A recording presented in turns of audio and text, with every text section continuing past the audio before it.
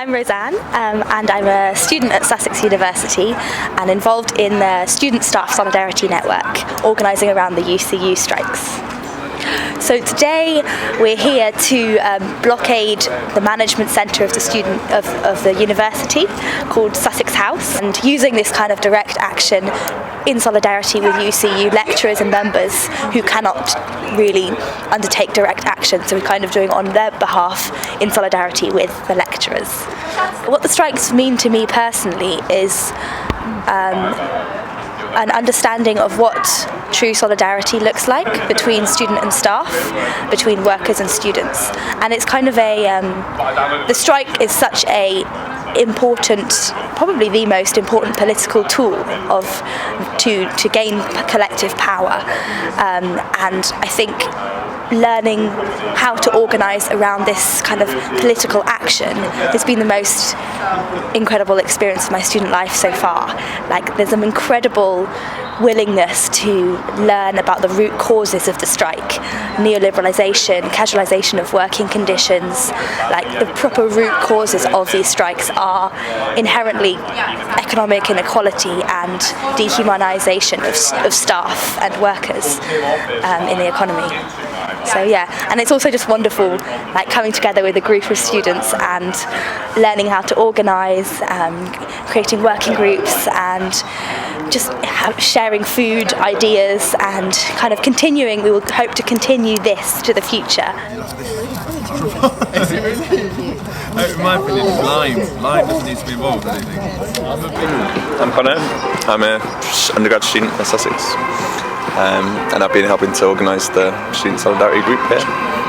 The Strike Support Group is like a collection of students who recognise that as well as wanting to support staff in this struggle over working conditions and pay gaps and cuts to pensions, as well as that support, it's also about arguing that there is a better alternative available. In terms of an alternative version of education, I think the strike does provide that. It's a way of bringing staff and students together in a way that isn't based around kind of one teacher at the front quickly delivering the content that they've prepared and rushing off to the next class, which is what they're often forced to do in the current working conditions at places like this, but based around collaboration and like co-producing an educational space. So in the Students' Union building, they have these teach-out sessions that are this beautiful kind of informal and completely flat interaction between students and staff. You have students in the audience and staff in the audience all discussing things that they want to talk about. It's a funny thing at Sussex and at universities everywhere where staff are forced to work under the types of conditions that they are. You have this time is just squished and compressed, so you have it's really interesting academic that you want to talk to at the end of your class, and they want to talk to you, but they've also got to do this thing where they kind of just walk into the next classroom and they're leaving because they want to talk, but they have to go to the next thing. You probably didn't hear that, so it's walking away from the microphone. I think a lot of people realise a lot of things about how it could be different and how it should be very different to how it is now.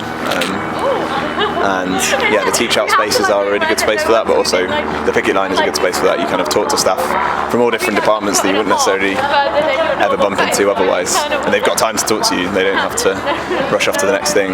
They can stand and talk to you about the way it's changed in the last few years.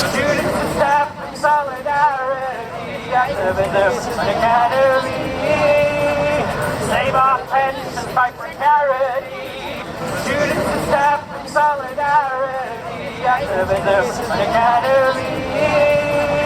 Save our pens and fight precarity.